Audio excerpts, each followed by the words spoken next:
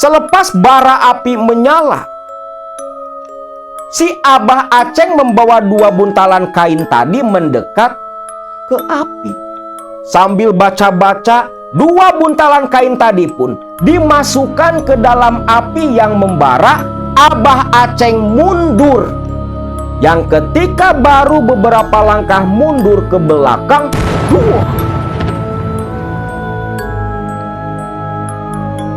mulutnya terbuka, taring mulai tumbuh mencuat. Lantas dalam sepersekian detik saja, tubuh Nyai Sedayu dari dada ke bawah berubah menjadi tubuh seekor ular. Manusia kurang ajar, tidak tahu diri. Uang yang kau pinta, ayam yang kau beri.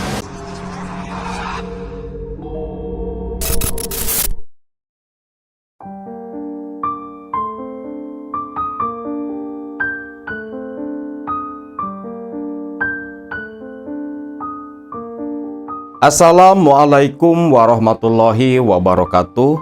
Salam sejahtera buat semua Baraya KMS dimanapun kalian berada. Kali ini akan membagikan sebuah cerita nyata masih seputar dunia pesugihan, pengalaman seorang lelaki tua yang pernah melakukan ritual di sebuah goa di pinggiran pantai selatan di daerah Jawa Timur. Ujang Koswara. Akang lebih akrab memanggil beliau dengan nama Mang Ujang. Seorang petani tua berusia 60 tahunan. Tinggal di sebuah desa di daerah Cibuluh yang berada di perbatasan Jawa Barat dengan Jawa Tengah. Ujang Koswara, seorang lelaki yang begitu santun, ramah, dan seorang ahli ibadah. Setiap hari tak pernah telat sholat berjamaah di masjid yang tak jauh dari rumah kediamannya. Namun siapa sangka, di balik keramahan dan kesederhanaan hidupnya, Ujang Koswara dulunya adalah seorang pengusaha, pemilik pabrik tahu dengan puluhan pedagang keliling yang pernah mengalami satu kejadian yang begitu memilukan, bahkan menjadi penyebab kehancuran usahanya, sampai Mang Ujang Koswara memilih pindah dari desa tempat tinggal sang istri ke desa Cibuluh, kampung halamannya. 20 tahun yang lalu, sekitar tahun 2005, di usia Ujang Koswara yang menginjak 40 tahun. Ujang Koswara dulu tinggal di sebuah desa yang bernama Desa Tegalsari di daerah Jawa Barat. Desa Tegalsari ini adalah kampung halaman sang istri, Nopi Sri Astuti, istri dari Ujang Koswara, yang setia menemani dirinya dari nol sampai menjadi seorang pengusaha. Ujang Koswara dan Nopi dikaruniai 2 orang anak yang pada saat usia 40 tahun lalu, di tahun 2005. Anak yang pertama sudah lulus SMA dan anak yang kedua baru masuk kelas 2 SMP. Pabrik tahu Ujang Koswara sudah cukup lama begitu terkenal. Pelanggannya dari berbagai daerah, bahkan para pedagang yang waktu itu 20 orang lebih. Mereka semua berjualan keliling sampai merambah ke daerah Jawa Tengah, Kabupaten Cilacap. Hasil dari pabrik tahunya pun begitu besar. bisa membuat keluarganya ini hidup sejahtera. Namun yang namanya kehidupan ibarat roda yang terus berputar. Tak mungkin seseorang selalu diam dalam titik yang sama seumur hidupnya. Senang pasti akan ketemu susah. Susah pun sama pasti akan ketemu kesenangan juga. Hanya tinggal sabar dan ikhtiar menunggu waktunya tiba. Hal itu pun berlaku kepada Ujang Koswara. Di tengah kejayaan usaha pabrik tahunya, satu musibah yang di luar akal sehat manusia terjadi. Saat itu, selain 20 orang lebih pedagang tahu keliling, ada 4 orang pula yang menjadi karyawan Ujang, bagian penggilingan dan percetakan tahu. Salah satu orang kepercayaan Ujang bernama Dodi, yang memang sudah lama ikut dengan Ujang kerja di sana. Malam itu, Ujang menyuruh Dodi ke pabrik untuk mengecek minyak goreng yang biasa digunakan para pedagang. Takutnya minyak habis, sedangkan pesanan tahu lagi banyak. Dodi pun bergegas ke pabrik tahu itu. Namun, ketika Dodi memasuki pabrik, entah kenapa Dodi merasakan perasaan yang berbeda. Bulu kuduknya meremang, merinding, yang tak jelas apa penyebabnya. Dodi pun bergegas ke lokasi tempat penyimpanan minyak. Satu persatu toples kaleng minyak dia buka, dia periksa. Total dari 10 blek minyak, semua kosong tak tersisa. Di tengah Dodi yang sedang mengecek minyak di dalam blek kaleng, tiba-tiba terdengar seperti suara orang yang lagi goreng tahu di bagian produksi. Loh, siapa yang lagi ngegoreng? Pikir si Dodi. Karena seingat dia, jam 9 malam ini para pedagang yang memang goreng tahu sendiri itu udah pada pulang. Ini udah jam 10. Penasaran, Dodi pun lantas berjalan bergegas menuju bagian produksi. Begitu melongok ke bagian produksi, alangkah kagetnya si Dodi. Tungku kayu bakar, itu apinya menyala, lalu serokan minyak itu bergerak sendiri. Melihat hal itu, Dodi pun ketakutan. Terlebih, baru saja Dodi berbalik mau lari keluar dari pabrik, Dodi mendengar suara yang menggeram dari tungku kayu bakar. Ketika Dodi pelan menoleh ke belakang, Dodi melihat sosok tinggi hitam dengan mata yang begitu merah, memegang serokan minyak, menatap nyalang ke arah Dodi. Dodi pun lari tunggang langgang kembali ke rumah Kang Ujang. Laporan dia.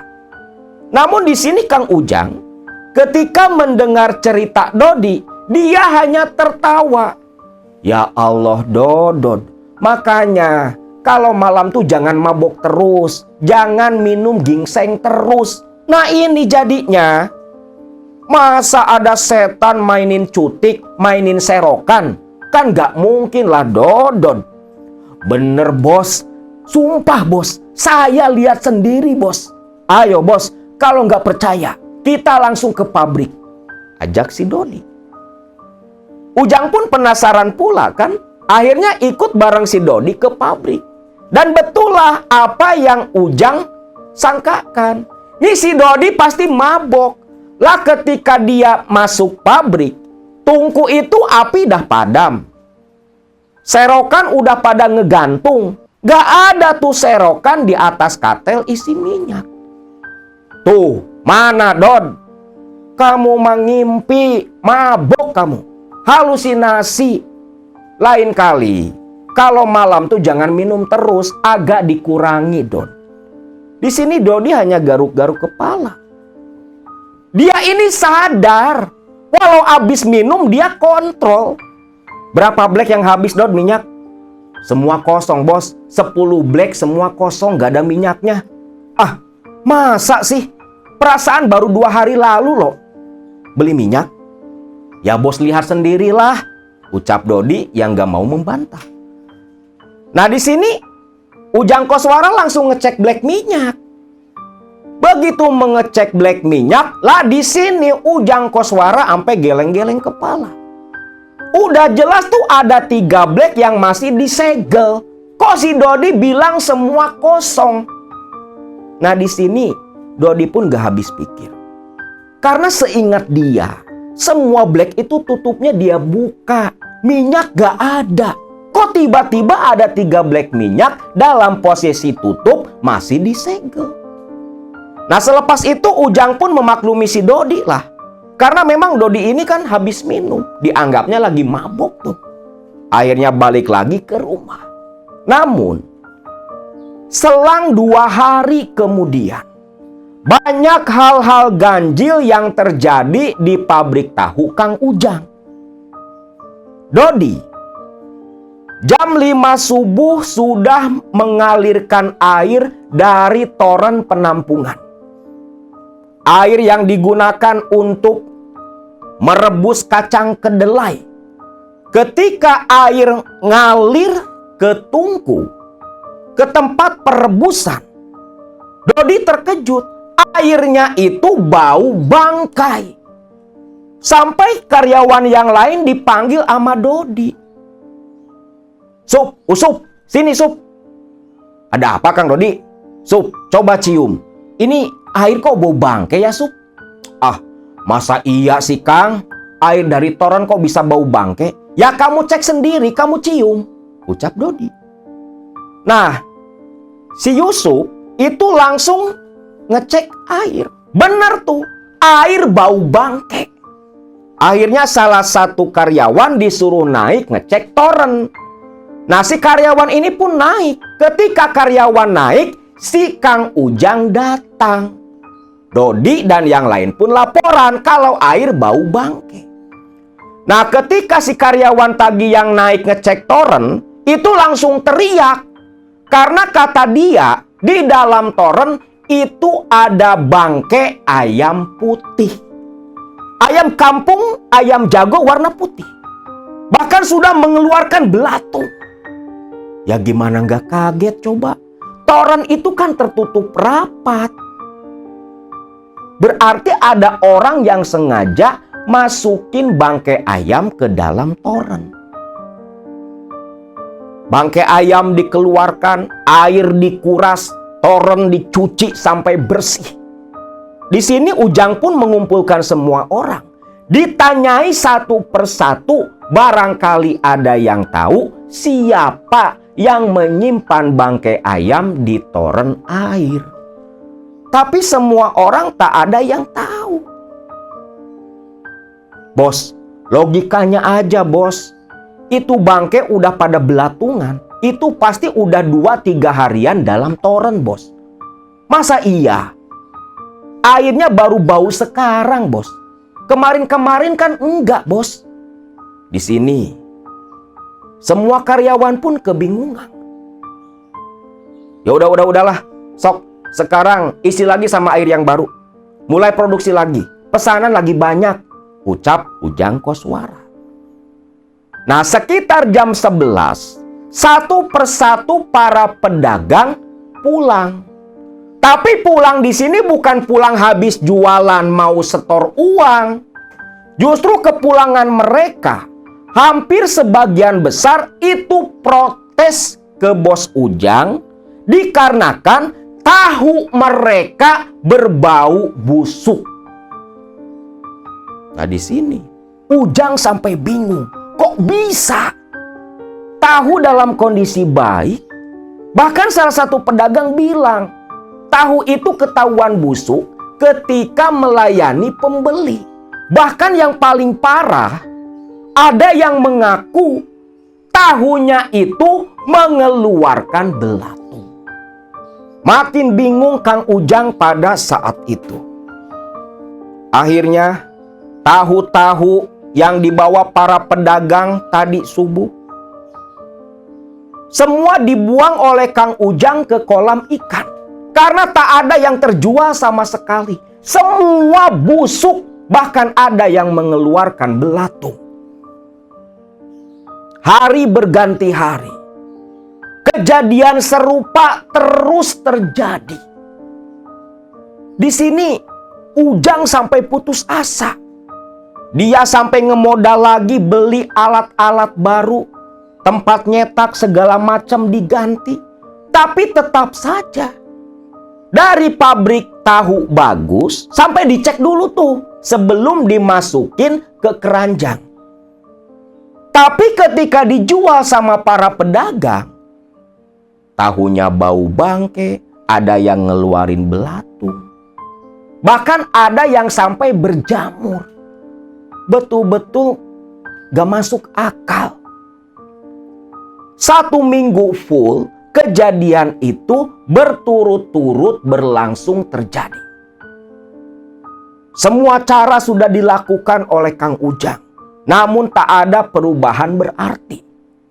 Yang sampai pada akhirnya para pedagang pun memilih pindah ngambil tahu dari desa sebelah, dari Bos Suhendar, salah satu pengusaha tahu saingan Kang Ujang.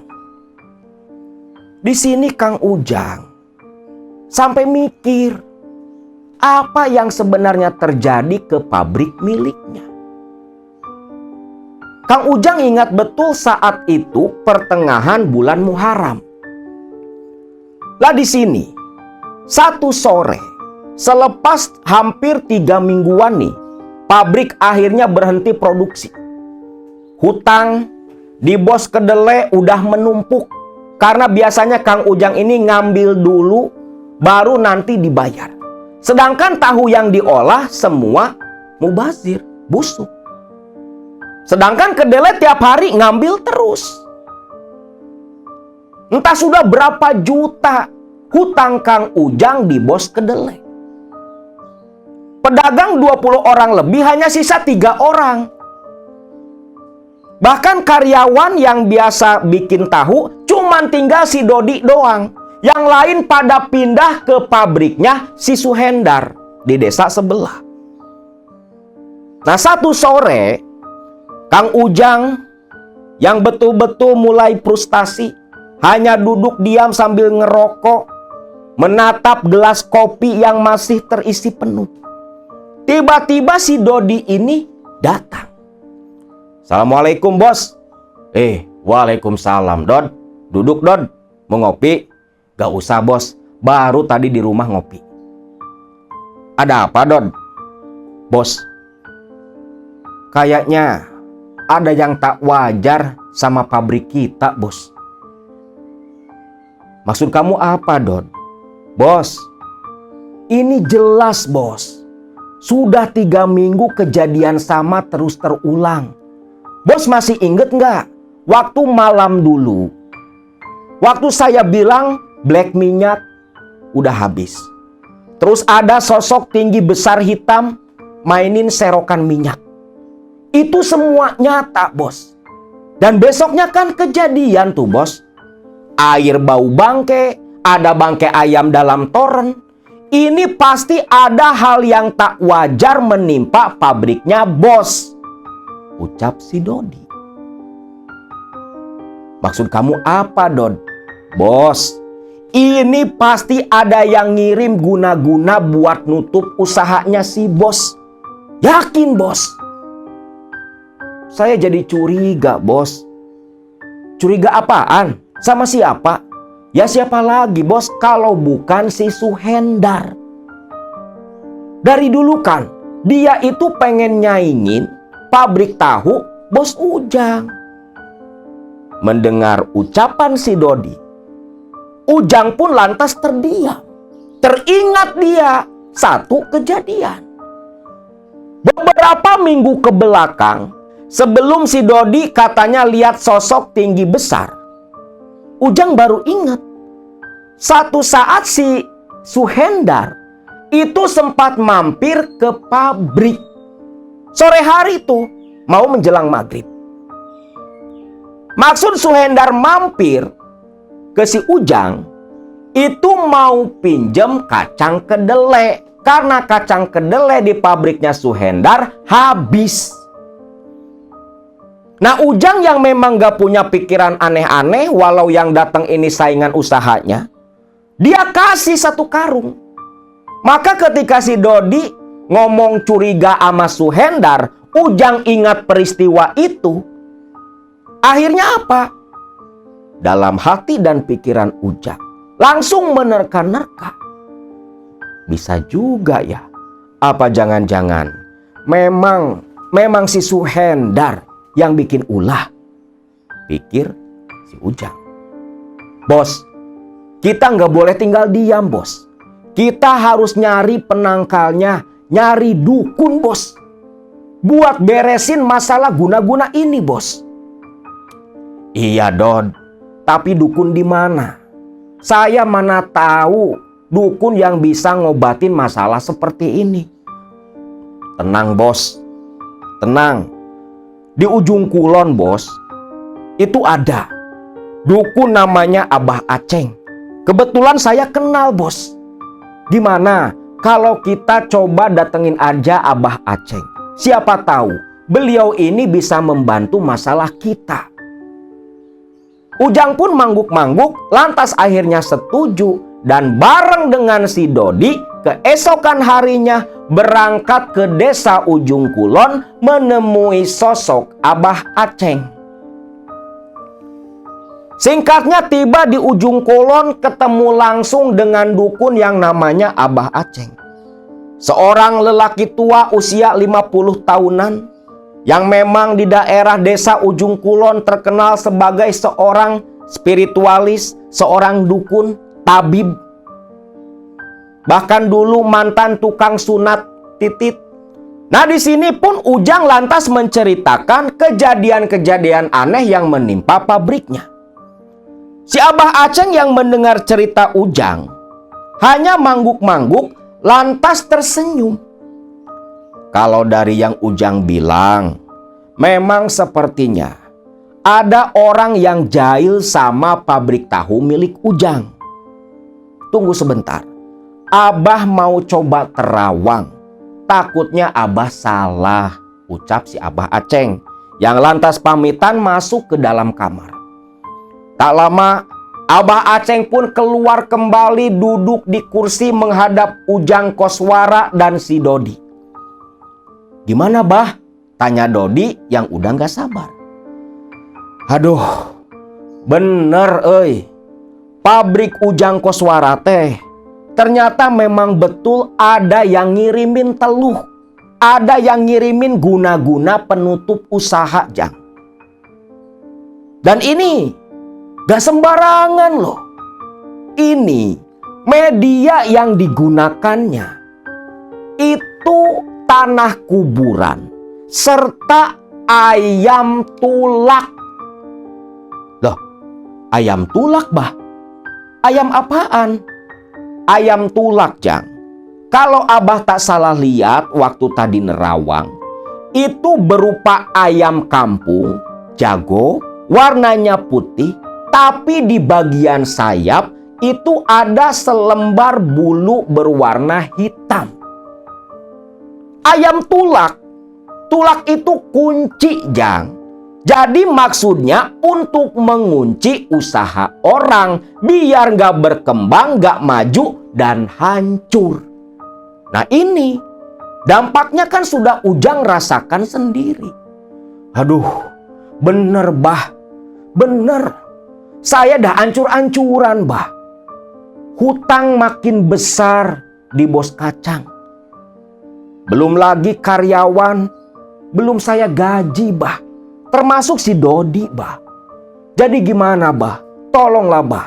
Gimana caranya supaya pabrik tahu saya ini bisa diselamatkan, Bah? Nah, di sini si Abah Aceng terdiam beberapa saat, seperti yang sedang menimang-nimang mau membantu Ujang atau tidak. Ujang paham. Tenang saja, Bah. Kalau masalah ini bisa selesai, saya nggak bakal lupa sama Abah. Kalau perlu ada yang mesti dibeli, ada yang mesti disiapkan, atau untuk mahar mau sekarang sekalian, Abah tinggal ngomong saja. Berapa, Bah? Aduh, jadi nggak enak Abah euy. Kerja juga belum, malah udah ditawarin duit. Loh, Bah, kan wajar lah, Bah. Yang penting nih masalah saya bisa beres, Bah. Kira-kira berapa, Bah? Di total aja, Bah. Di sini Abah Aceng terdiam sejenak. Lantas dia meminta sejumlah uang, yang kalau tak salah kisaran 1 jutaan. Katanya buat beli peralatan untuk ritual nanti membereskan pabrik tahunya Ujang Koswara. Uang 1 juta langsung diberikan oleh Ujang Koswara. Itu uang tabungan milik istrinya. Nah, singkat cerita, si Abah Aceng ini berjanji 2 hari lagi akan datang ke Tegalsari. Nah, selepas itu Ujang dan Dodi pun pamitan balik lagi ke Tegalsari. Dan di hari yang ditentukan, selepas maghrib, Abah Aceng ini memang betul datang ke Tegalsari dibonceng sama si Dodi. Yang ternyata si Abah Aceng ini ketemu Dodi katanya di perjalanan. Maka selepas istirahat, lalu jam 8 malam, mereka bertiga ini berjalan kaki menuju ke pabrik tahu. Nah, pabrik tahunya ini memang gak di tengah pemukiman, karena kan ada limbah. Itu ada terletak di pinggiran desa Tegalsari. Lokasi pabriknya itu dekat dengan sumber mata air di sana. Jam 8 malam langsung menuju ke pabrik tahu. Tiba di sana, si Abah Aceng menyuruh Dodi menggelar tikar daun pandan. Lantas peralatan perdukunan dikeluarkan. Dari mulai anglo yang terbuat dari tanah liat, arang yang langsung dibakar oleh Dodi, sajen dan sejenisnya. Bahkan si Abah Aceng sampai ngeluarin sebilah kujang yang katanya kujang pusaka warisan leluhurnya. Ritual pun langsung dilakukan oleh Abah Aceng, disaksikan Dodi dan Ujang. Memang selama ritual di dalam pabrik, rame katanya. Brang breng brong, brang breng brong. Sampai-sampai di atap aja itu kedenger seperti ada suara langkah kaki yang berlari-lari. Atap pabrik dari seng, ada orang lari-lari di atas atap seng, nyaring betul bunyinya. Sampai Ujang Koswara dan si Dodi ini ketakutan. Selepas itu, si Abah Aceng bangun. Tangan kiri memegang anglo dengan asap kemenyan yang terus mengepul. Tangan kanan memegang bilah kujang. Jang Dodi, sekarang ikuti Aki. Kita gali barang pendaman dari dukun Teluh yang ngirim ke sini. Dodi pun mengangguk. Lantas Dodi sambil membawa golok untuk menggali. Mengikuti Abah Aceng diikuti pula di belakangnya oleh Kang Ujang. Mereka berdua terus mengikuti si Abah Aceng ini. Nah, anehnya di sini ada hal unik terjadi. Asap kemenyan ini nggak menyebar ke atas, tapi asap kemenyan ini seperti jadi penunjuk arah. Dia ini si asapnya malah ke samping. Jadi ngikutin asap tuh.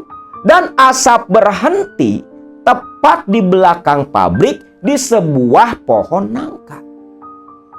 Don, gali di sini Don, ucap Abah Aceng menunjuk dengan bilah kujangnya. Dodi pun langsung menggali. Hampir 1 siku digali, Dodi terkejut.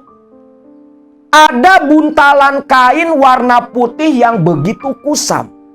Nah, geningan kapanggi, Ketemu nih Jang, ucap Abah Aceng noleh ke Ujang Koswara. Buntalan kain putih itu pun diangkat. Panjangnya ada sekitar 1 jengkal, diikat dengan benang berwarna merah. Jang Dodi, bawa ini. Ada 1 lagi. Itu harus diambil.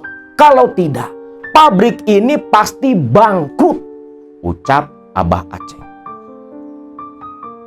Kembali seperti tadi, Abah Aceng mengikuti arah asap kemenyan dan berhenti tepat di tiang toren. Waduh, masa di sini, Bah? Lah, memang kenapa, Jang? Abah, di sini teh beberapa waktu lalu itu ada bangkai ayam tulak itu, Bah. Kan udah dibersihkan, Bah. Coba cek aja di dalam toren. Ada sesuatu di sana. Dodi pun naik. Begitu tutup toren dibuka, senter dinyalakan. Dodi terkejut, ada benda serupa seperti yang tadi digali di bawah pohon nangka. Ada buntalan kain pula. Lebarnya ya panjangnya 1 jengkalan tangan. Buntalan itu pun diambil oleh Dodi, lantas dibawa turun. Lalu Abah Aceng ajak mereka kembali ke depan pabrik, ke lokasi tadi melakukan ritual. 2 buntalan kain pun diletakkan di atas tikar daun pandan. Disaksikan oleh Dodi dan Ujang Koswara, benang merah pengikat dibuka satu persatu. Lalu gulungan si kain putih itu dibuka. Isinya mengejutkan. Isinya itu berupa tanah berwarna hitam, taburan bubuk kemenyan, kuku jari manusia yang warnanya coklat kehitaman pula seperti kuku mayat. Lalu di situ pun ada potongan ekor kadal. Waduh, bener berarti. Ini memang kena teluh, Jang. Masih untung baru usaha Ujang yang ketutup. Kalau dibiarkan berlarut-larut, bisa-bisa teluh ini merambah, menyasar, menyerang Ujang dan keluarga, ucap si Abah Aceng. Ujang Koswara yang menyaksikan itu semua pun bergidik ngeri. Sampai mohon-mohon ke Abah Aceng agar lekas-lekas menyelesaikan masalahnya. Tenang Jang, tenang. Pasti Aki beresin. Dod, kamu bikin api, Dod. Buat apa, Bah? Buat bakar kedua buhul sihir ini. Dodi nurut, langsung bakar kayu di depan pabrik, di halaman.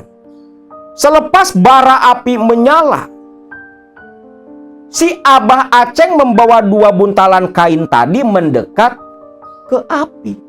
Sambil baca-baca, 2 buntalan kain tadi pun dimasukkan ke dalam api yang membara. Abah Aceng mundur. Yang ketika baru beberapa langkah mundur ke belakang,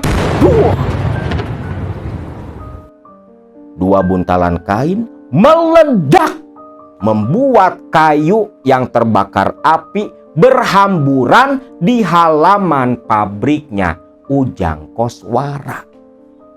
Lah di sini si Abah Aceng sampai terjungkal, meringis kesakitan, menahan sesak di bagian dada. Sarip dan Dodi tentunya panik. Apa yang sebenarnya terjadi?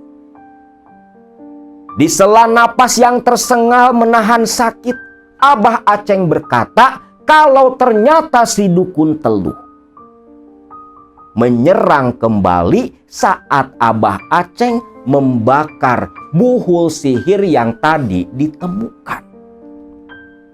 Aduh, terus gimana atuh, Bah? Tenang Jang, tenang. Abah akan selesaikan masalah ini. Yang penting buhul sihirnya sudah dibakar, pabrik sudah aman, Ujang bisa produksi lagi. Nanti nunggu Aki pulih. Selepas Aki pulih, pabrik ini akan Aki bentengi. Pakai benteng pagar goib. Biar teluh seperti itu tak bisa datang menembus lagi, ucap Abah Aceng sambil meringis-ringis kesakitan. Ujang Koswara pun tersenyum, lantas Abah Aceng pun diantarkan pulang oleh Dodi.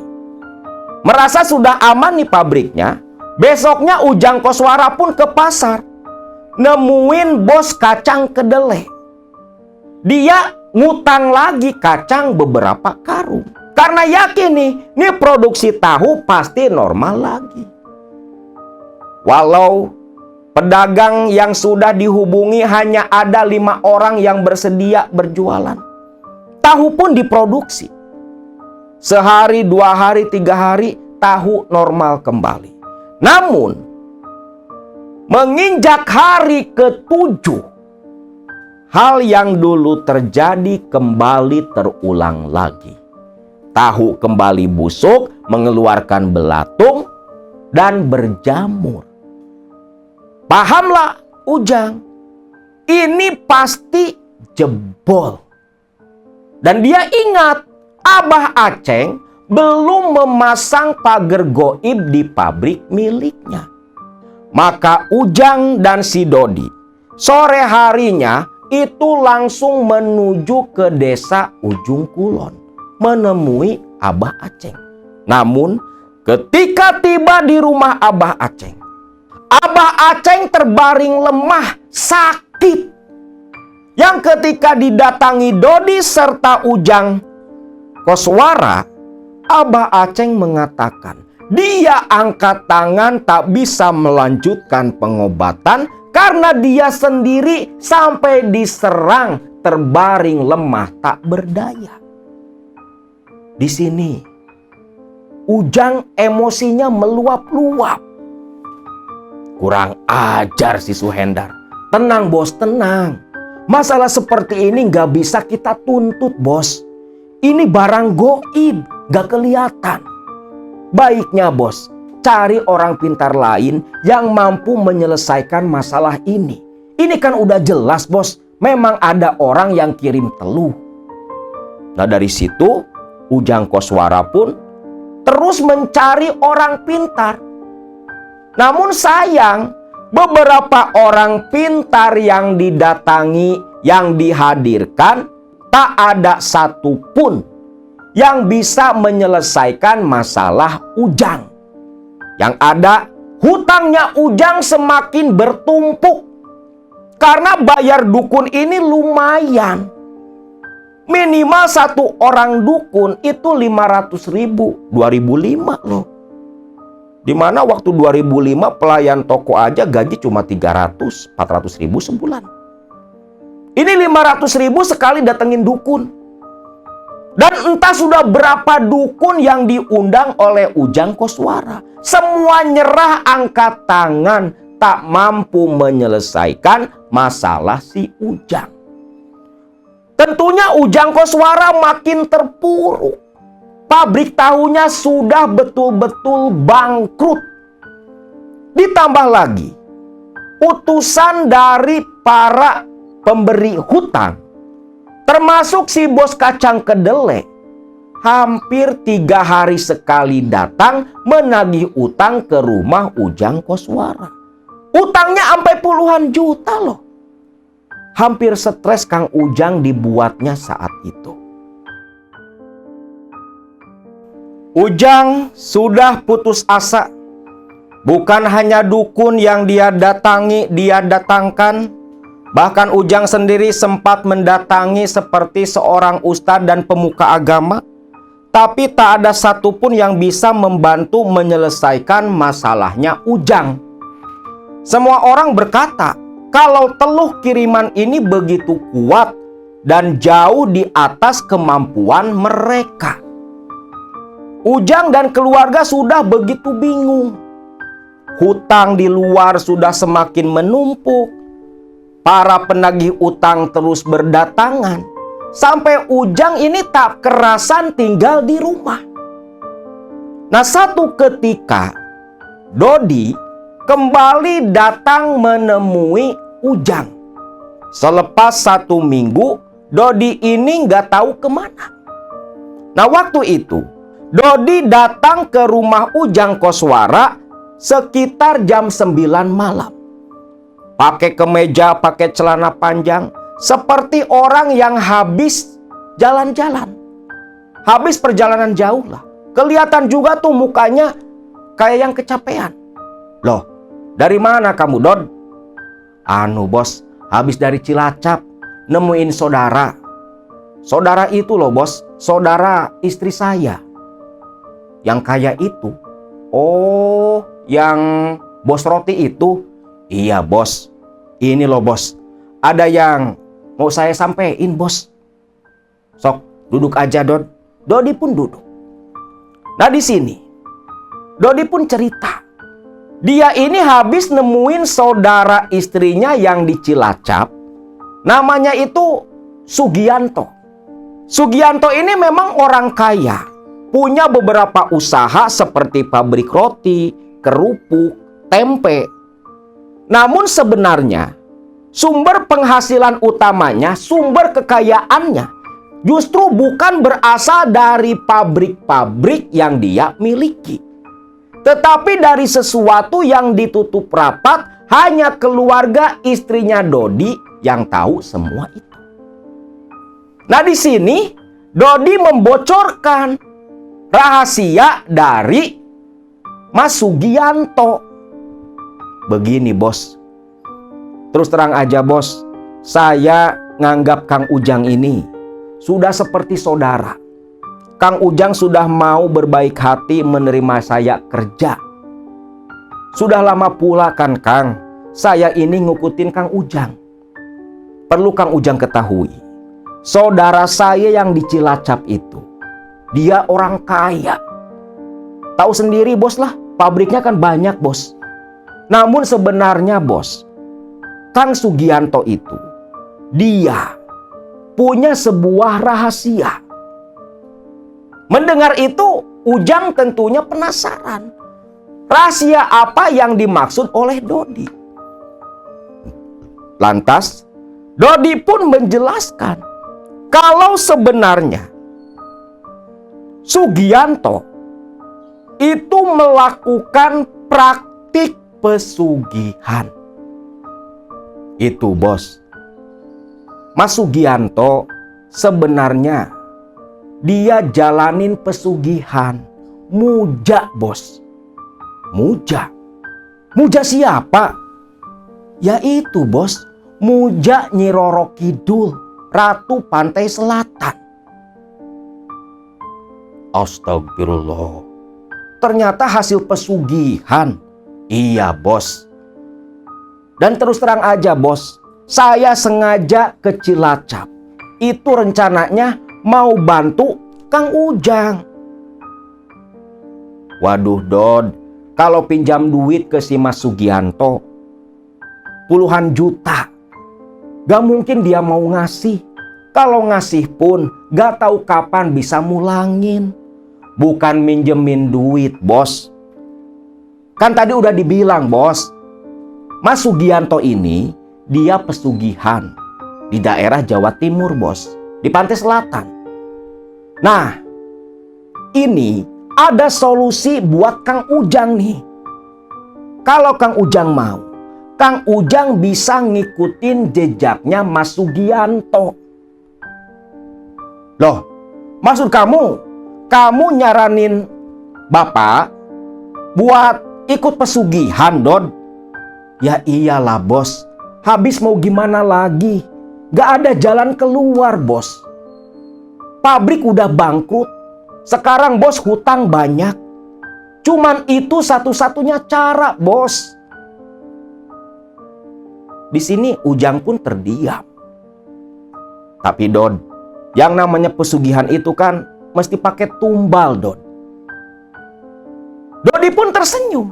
Nah ini bos, ternyata bos, kata Mas Sugianto, pesugihan di sana itu berbagai macam. Ada yang pakai tumbal, ada juga yang tidak. Ada yang namanya pesugihan Bang Goib. Bang Goib? Maksud kamu gimana Dod? Jadi gini bos, nanti bos ini ritual dan pinjam uang ke bangsa jin, ke pantai selatan. Yang tentunya si uang itu nanti mesti diganti. Kayak kita pinjem ke bank bos. Cuman ya itu enaknya nggak pakai tumbal dan cukup ngelakonin sekali saja. Gak perlu terus-terusan seperti Mas Sugianto. Gimana bos? Kalau bos mau, saya dah ngomong sama Mas Sugianto. Nanti kita sama-sama ke Cilacap karena bulan ini rencananya Mas Sugianto mau kembali ke sana. Sowan ritual tahunan, ucap si Dodi. Dimana pada waktu itu saat Dodi saranin Ujang Koswara pesugihan, itu sudah masuk pertengahan bulan Sapar. Ya udah deh Dod, nantilah pikir-pikir dulu. Jangan lama-lama bos. Kalau bisa malam ini juga ambil keputusan.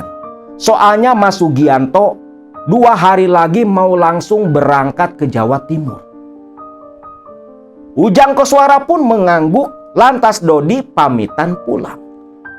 Sepulangnya Dodi, ternyata sedari tadi Nopi ikut mendengar pembicaraan Dodi dan suaminya.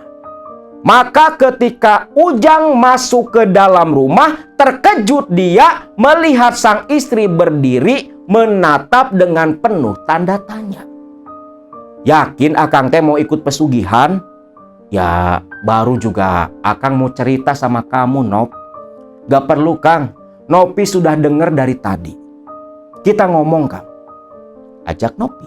Ngomonglah nih diskusi si suami istri ini. Di mana hasil diskusinya, Nopi pun mengizinkan Ujang ikut pesugihan dengan saudaranya si Dodi. Terlebih lagi tadi kata si Dodi nggak perlu ada tumbal. Hanya seperti pinjam uang ke bank. Hanya saja di sini banknya bank setan. Mendengar istrinya setuju, bahkan mendorong dia untuk ikut ke sana. Terlebih lagi, sebelum tadi pamitan pulang, Dodi berkata, kalau semua biaya dari biaya perjalanan, biaya ritual, nanti ditanggung oleh Mas Sugianto. Karena Mas Sugianto ini katanya seneng ada temen yang mau menemani dia ritual di sana. Loh, enak kan? Ikut pesugihan, biaya ditanggung orang. Gak pakai tumbal lagi.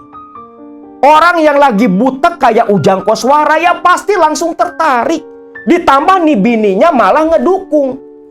Maka besoknya pagi-pagi sekali Ujang Koswara pun datangin si Dodi. Dodi tersenyum senang. Lantas hari itu juga sore harinya Dodi dan Ujang Koswara naik motor boncengan ke Cilacap menuju ke rumahnya si Sugianto. Malam hari ketika tiba di rumah Sugianto atau Mas Anto, Ujang Koswara ampe nganga melihat kemewahan rumah Sugianto. Waduh Don, nih rumah kok kayak istana ya? Ya iyalah bos, kan udah diceritain waktu kemarin malam. Udah yuk, kita langsung ngomong sama Mas Anto, ucap Dodi. Mereka berdua pun lantas masuk ke halaman. Si pembantu yang kebetulan sedang di luar kenal betul sama si Dodi. Langsung dipersilahkan masuk ke dalam rumah. Setibanya di dalam rumah, di sini Ujang Koswara pun berkenalan dengan Sugianto, saling cerita pengalaman usaha, sharing, yang pada poin akhirnya Ujang pun menanyakan perihal pesugihan yang nanti akan dia jalani. Nah di sini Sugianto berkata, kalau pesugihan Bang Goib ini hasilnya luar biasa. Bukan puluhan juta atau ratusan juta, tapi bisa tembus sampai miliaran rupiah. Mas, itu pesugihannya di daerah mana, Mas? Di Jawa Timur, Kang. Di Jawa Timur. Tepatnya di daerah Malang Selatan. Di pesisir pantai Ngeliyep.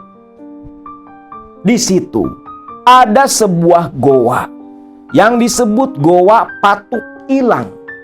Di goa itulah pesugihan yang tadi disebutkan bisa kamu lakukan. Kalau saya beda tempat, Kang. Hanya saja masih di sekitaran pantai Ngeliyep. Gak jauh lah dari lokasi Goa Patuk Ilang. Gimana? Apa Kang Ujang mau? Masalah biaya semua saya yang tanggung. Hitung-hitung ada orang lah yang jadi teman saya ritual ke sana. Ujang pun mengangguk setuju. Lantas malam itu mereka istirahat di rumahnya Sugianto. Dan pagi harinya menggunakan mobil mewah milik Sugianto, mereka bertiga langsung meluncur ke Jawa Timur menemui dukun pesugihan yang dulu membantu Sugianto dari seorang karyawan pabrik bisa jadi bos besar yang begitu kaya raya.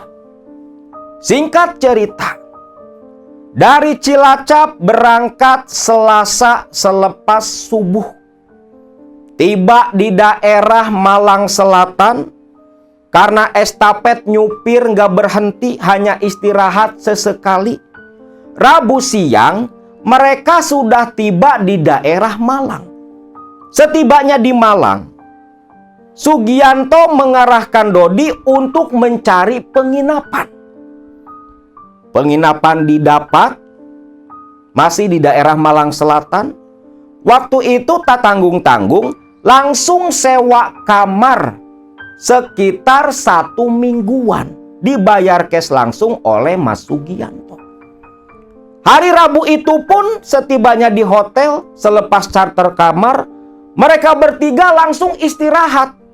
Dan jam 8 malam Sugianto ajak Dodi dan Ujang menuju ke rumah si dukun pesugihan yang bernama Mbah Darto. Mbah Darto inilah yang dulu membantu Sugianto melakukan ritual pesugihan di pantai Ngeliyep, di pantai selatan, bersekutu dengan sosok Nyai Ratu Roro Kidul, Ratu Pantai Selatan. Singkat cerita, dari hotel hanya menempuh perjalanan setengah jam. Tiba di rumah Mbah Darto, Sugianto disambut begitu ramah. Lantas Sugianto memperkenalkan Dodi sepupunya dan Ujang Koswara yang akan menjadi calon pemuja. Mereka bertiga pun dibawa Mbah Darto ke sebuah gazebo di belakang rumah. Nah, di sini Ujang Koswara yakin emang ini orang beneran dukun pesugihan. Orang kaya dia. Disebut kaya tuh ya rumahnya 2 lantai, luas pula.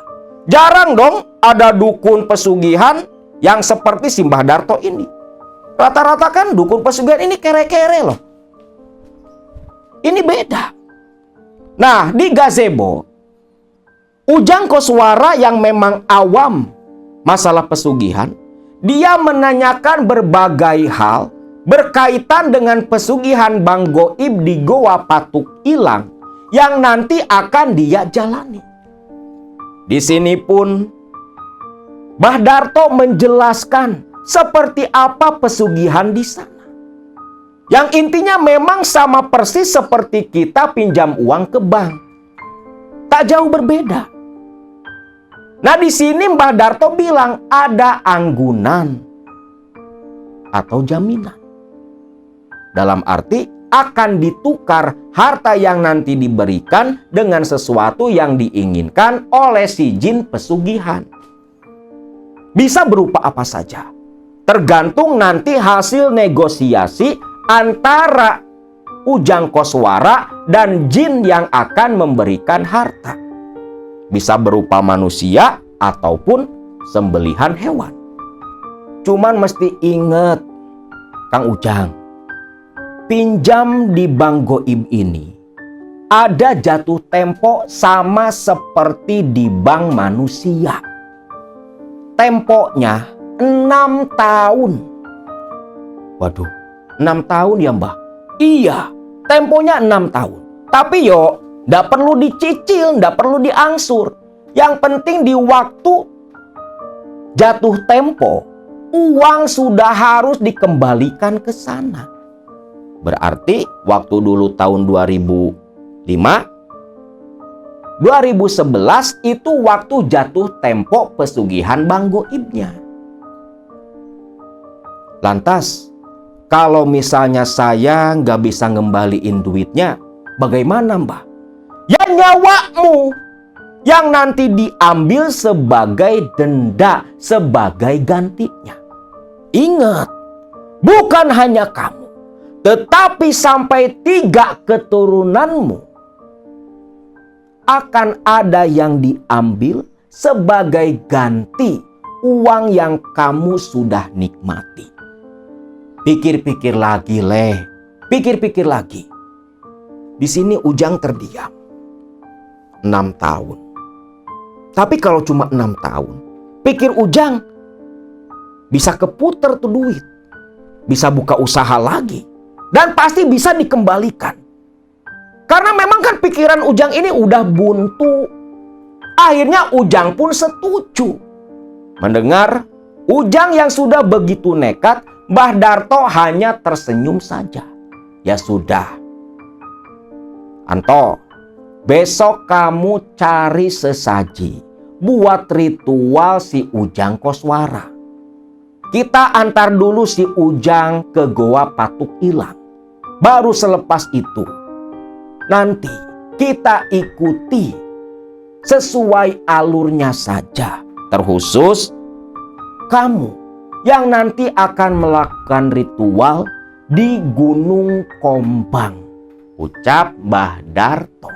Yang ternyata di sini Ujang baru tahu kalau Mas Sugianto ini itu dapat pesugihannya di Gunung Kombang.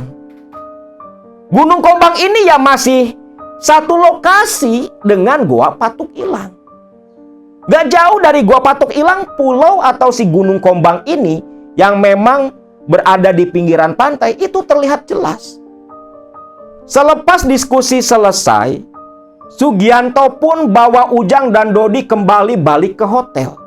Dan besok pagi-paginya, Sugianto ditemani oleh Dodi mencari keperluan sesaji untuk ritualnya Ujang Koswara. Jam 12 siang mereka berdua sudah balik lagi ke hotel. Sesajinya berupa umbo rampe, bunga sedap malam 2 ikat, kemenyan, dupa, dan hal-hal lain yang memang selalu ada tersedia di lokasi pemujaan. Lalu selepas maghrib, mereka bertiga sudah bersiap-siap. Sesaji dicek ulang, lantas langsung menuju ke rumahnya Mbah Darto. Tiba di rumah Mbah Darto pun udah siap pula, udah pakai jaket kulit tuh. Lantas mereka berempat langsung menuju ke arah Pantai Ngeliyep, sebuah lokasi tempat wisata dan tempat yang begitu disakralkan di daerah Malang Selatan, yang di lokasi itu berkaitan erat dengan sosok penguasa pantai selatan. Tiba di lokasi Pantai Pasir Panjang atau Pantai Ngeliyep yang beralamatkan di Desa Kedung Salam, Kecamatan Donomulyo, Kabupaten Malang. Tiba di lokasi Pantai Ngeliyep, Mbah Darto berkata, "Kita tunggu saja. Nanti jam 9 malam baru kita menuju ke Goa Patuk Ilang." Loh, kenapa Mbah? Ini kan udah jam 8 loh. Para lelembutan belum hadir di sana. Tadi kan Simbah selama perjalanan komunikasi dulu dengan mereka. Kita baru diizinkan datang sekitar jam 9 malam. Di sini Ujang pun hanya mengangguk saja, gak terlalu mengerti masalah seperti itu. Mbah Darto turun dari mobil diikuti Ujang dan Sugianto beserta Dodi. Menuju ke sebuah warung kopi di sana, menunggu waktu yang tepat menuju ke Goa Patuk Ilang. Sebenarnya, dulu sekali, Goa Patuk Ilang ini bukan tempat ritual atau sejenisnya. Karena di Pantai Ngleyep, setahu Akang, bahkan menurut keterangan juru kunci di sana, juru kunci senior, kalau tidak salah namanya Mbah Bejo, akrab dipanggilnya Mbah Jo tuh. Ada 2 tempat yang dikeramatkan, Sendang Kamulian sama Gunung Kombang. Itu dari zaman Presiden Soekarno loh. Karena 2 lokasi seperti Sendang Kamulian sama Gunung Kombang ini katanya pernah jadi tempat semedinya Bung Karno di masa lalu. Goa Patuk Ilang ini nggak termasuk lokasi yang disebut keramat, enggak. Cuma entah bagaimana awal ceritanya, Goa Patuk Ilang yang bukan tempat apa-apa tadinya itu berubah jadi lokasi seperti itu. Nggak tahu ada juru kuncinya, nggak tahu enggak. Namun yang jelas, kebanyakan orang yang datang ke Goa Patuk Ilang itu ya seperti Ujang Koswara, bawa dukun sendiri. Mungkin ya dukun-dukun ini punya akses dengan lelembutan yang baru pindah tinggal di sana. Mungkin ya. Nah, ketika di warung kopi, ternyata si pemilik warung ini kenal betul dengan Mbah Darto. Loh, Mbah Darto, mau kemana Mbah? Yo biasa nok, nganter pasien, nganter tamu. Oh, Gunung Kombang Mbah? Bukan, mau ke Patuk Ilang. Oh, ya sudah Mbah, mudah-mudahan lancar. Kopinya sudah ada Mbah. Ya sekalian, buatkan kopi pahit dan kopi manis. Teh manis sama teh pahit pula. Siap Mbah, ucap si pemilik warung. Yang ternyata udah biasa jadi langganan si Mbah Darto. Tepat jam 9, nih 4 orang langsung menuju ke Goa Patuk Ilang. Itu lokasinya goanya itu di tebing karang, pinggiran pantai. Suara deburan ombak, angin pantai berhembus begitu kencang. Mereka berempat berjalan di atas pasir, berjalan menuju ke Goa Patuk Ilang. Setibanya di goa, Mbah Darto menyuruh si Sugianto dan Dodi menunggu di kejauhan. Karena yang diperbolehkan masuk ke dalam itu cuman si Ujang yang mau jalani ritual. Ingat leh, kalau kamu tak sanggup dengan permintaan makhluk yang ada di sini, tinggal kamu tolak atau kamu buat pengajuan dengan pengganti yang kamu sanggupi. Iya Mbah, saya ndak ngerti Mbah, ucap si Ujang. Lalu mereka pun masuk ke sebuah altar. Di Patuk Ilang ini ada 2 altar. Altar yang di luar sama altar yang agak masuk ke dalam. Nah di sini Mbah Darto membawa Ujang ke altar yang di luar. 5 batang dupa dinyalakan oleh Mbah Darto, langsung ditancapkan. Lantas seikat kembang sedap malam diletakkan pula di sana. Umbo rampe dalam pincukan daun pisang. Sesaji yang lain pun diletakkan pula. Lantas Mbah Darto memulai membuka ritual. Hampir setengah jam lamanya Ujang ini hanya duduk diam di belakang Mbah Darto. Suasananya hening. Hanya terdengar deru ombak dan gemuruh angin laut. Selepas selesai ritual di situ, Mbah Darto menoleh ke Ujang. Le, sekarang kita masuk ke dalam. Nanti Simbah temani dibuka. Nanti kamu tinggal lanjutkan sendiri di sana. Tunggu makhluk penunggu gua ini datang. Seterusnya, itu urusan kamu dengan dia. Simbah hanya memberi jalan, membuka gerbang, ucap Mbah Darto. Ujang mengangguk, karena kan udah di briefing dulu tuh. Waktu di rumah Mbah Darto dan di hotel di briefing pula sama Sugianto, seniornya di bidang pesugihan. Ujang yang hanya seorang pemula, newbie, ngikut Mbah Darto masuk ke dalam. Sesaji diletakkan pula di sana persis seperti waktu tadi di luar. Setelah semua siap, 9 batang dupa ditancapkan, asap dupa menyeruak, menyengat di hidung Ujang. Lalu Mbah Darto membuka ritual di tempat itu, yang katanya membuka gerbang pesugihan. Dan kata Mbah Darto, penunggu gua itu masih bawahan dari Ratu Pantai Selatan. Katanya masih ada hubungan dengan Keraton Pantai Selatan. Selepas selesai membuka ritual, Mbah Darto pun pamit. Yang baik-baik di sini, Simbah akan nunggu di luar gua bareng si Sugianto dan si Dodi. Iya Mbah. Mbah Darto pun keluar, meninggalkan Ujang duduk semedi sendiri di dalam goa Patuk Ilang. Sekepergiannya Mbah Darto, tak ada hal apapun yang terjadi. Hanya keheningan, lembabnya gua, dan angin pantai yang terasa begitu dingin menembus baju tipis yang dikenakan Ujang Koswara. Sesekali tubuh Ujang ini menggigil. Namun Ujang berusaha bertahan, berharap si penunggu goa itu mau datang menemui Ujang.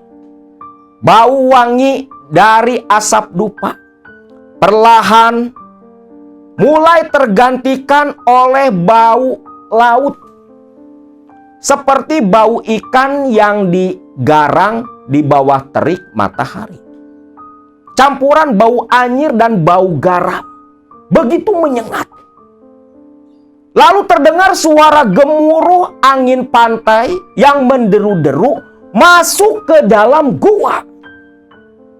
Sampai-sampai rambut Ujang Koswara berkibar-kibar tuh. Bajunya aja sampai udah kayak gordeng mau terbang. Mulailah keanehan dirasakan oleh Ujang. Ujang samar-samar mendengar seperti suara desisan ular. Di mulut goa seperti ada seekor ular yang melata masuk ke area dalam. Bahkan desisan ular tepat berada di belakang punggungnya Ujang Koswara. Lantas, lantai goa yang diduduki oleh Ujang mulai terasa seperti yang bergetar. Lalu, walaupun pandangan Ujang yang ditutup, goa begitu gelap, hanya titik cahaya dari dupa yang menyala. Asap dupa di depan Ujang perlahan mengepul tebal, lantas muncul sesosok wujud seperti bayangan yang begitu pekat, tinggi, hitam, dan gelap. Makhluk itu membuat Ujang begitu gemetar ketakutan. Ujang sampai membuka mata. Makhluk itu tetap ada, hanya menggeram. Lantas perlahan wujud tinggi besar hitam itu menyusut, lalu berubah menjadi sosok perempuan yang menggunakan pakaian seperti orang-orang zaman kerajaan. Perempuan itu tersenyum ke arah Ujang, mengerlingkan mata, lalu bibirnya bergerak tanpa kata-kata keluar, namun ada bahasa yang diterima oleh hati Ujang. Di mana perempuan yang berdiri di hadapan Ujang, dia mengaku sebagai utusan dari Keraton Pantai Selatan. Rasa takut di hati Ujang hilang, karena makhluk yang menyeramkan itu berubah menjadi perempuan yang cukup cantik. Rambutnya disanggul, memakai konde yang terbuat dari emas, pakai kemben terus pakai selendang pula, selendang berwarna kuning. Nah, di sini perempuan ini mengaku bernama Nyai Sedayu. Lantas Nyai Sedayu bertanya kepada Ujang apa yang Ujang inginkan. Di sini Ujang pun langsung mengatakan dia menginginkan uang, Bang Goib. Nyai Sedayu menjawab keinginan Ujang. Baik, akan kuberikan. Tapi apa yang akan kamu tawarkan sebagai pengganti uang itu? Ujang malah balik nanya. Ini emang udah di skenario nih sama si Mbah Darto. Apa yang Nyai inginkan? Tanya balik si Ujang. Nyai Sedayu tertawa. Bagus, bagus. Aku njaluk bapakmu. Waduh Nyai, ndak bisa Nyai. Kenapa? Bapakku wis mati, ucap si Ujang. Loh, ya wis, aku njaluk biungmu. Podo bae Nyai, biungku wis mati. Loh, piye? Ya wis, aku njaluk anak karo bojokmu. Ya ndak bisa Nyai. Saya ikut pesugihan, pinjam uang ke Nyai. Itu kan buat anak istri. Kalau anak istri saya dibawa, ya buat apa Nyai? Nah di sini mulai merah wajah Nyai Sedayu. Ini kurang ajar si Ujang ya. Dipermainkan nih Nyai Sedayu. Tapi ini kehitung berani loh si Ujang. Udah tahu itu kan jin. Kok sampai berani negosiasi sampai seperti itu? Ini Mbah Darto memang negosiator ulung nih. Si Ujang yang baru di briefing 1 hari aja udah seberani itu. Muka Nyai Sedayu merah padam seperti yang murka. Senyumannya terlihat begitu kaku. Yo wis, aku njaluk kebok bule. Waduh, angel Nyai, susah. Di mana sih ada kebok bule Nyai? Lantas kowe sanggup neopo? Apa yang kamu sanggupi buat pengganti uang yang akan kuberikan? Ayam Nyai. Mendengar kata ayam, Nyai Sedayu pun tertawa sampai kepalanya mendongak ke langit-langit goa. Lu bayangin duit miliaran mau ditukar sama ayam. Sebodoh-bodohnya jin walau nggak sekolah, dia tahu dong hitung-hitungan. Apalagi hidup dari dulu nggak mati-mati sampai sekarang. Ini manusia kurang ajar. Masa ayam mau ditukar sama duit miliaran? Di sini Nyai Sedayu tertawa ngakak. Bukan tertawa senang, tapi tertawa marah. Sampai tuh dinding goa Patuk Ilang terasa gemetar oleh energi tawa dari Nyai Sedayu. Di sini Ujang mulai merasakan ada yang tak wajar dari sosok Nyai Sedayu. Batinnya Ujang menjerit, lari, lari, lari. Ini setan ngamuk nih. Tapi Ujang itu nggak bisa ngegerakin badan. Nyai Sedayu selepas mendongak tertawa langsung diam. Ketika wajahnya menatap ke arah Ujang, di situ Ujang semakin ketakutan. Wajah Nyai Sedayu yang tadinya mulus kuning langsat, mulai muncul sisik-sisik ular berwarna hitam. Lalu matanya mulai menciut hitam kelam. Mulutnya terbuka, taring mulai tumbuh mencuat. Lantas dalam sepersekian detik saja tubuh Nyai Sedayu dari dada ke bawah berubah menjadi tubuh seekor ular. Ujang Koswara tubuhnya gemetar. Seolah jiwanya mau lari dari jasad saking ketakutan. Manusia kurang ajar. Tidak tahu diri. Uang yang kau pinta, ayam yang kau beri. Kurang ajar, ucap Nyai Sedayu sambil menggeram penuh amarah. Lantas Nyai Sedayu menjulurkan lidahnya yang bercakap terbang sampai menyentuh wajah Ujang. Ujang yang sudah betul-betul soak, tidak sadar kalau ekor Nyai Sedayu itu sudah ambil ancang-ancang. Dan hanya dalam sekilas saja Ujang disabet oleh ekor Nyai Sedayu sampai Ujang membentur dinding goa, menjerit yang jeritannya mengagetkan Mbah Darto sampai gelas kopinya jatuh ke atas pasir. "Walah Mbah, itu Kang Ujang kenapa Mbah?" tanya si Dodi. "Waduh, ada yang gak beres. Wis, kita ke goa," ajak Mbah Darto. Nah di sini Dodi Sugianto ngikutin Mbah Darto setengah lari menuju ke goa Patuk Ilang. Ketika masuk ke goa, Ujang udah pingsan tak sadarkan diri di lantai goa yang begitu keras. "Aduh Biung, ciloko. Tok, cepet, kita pangku, kita bawa ke mobil," ucap Mbah Darto.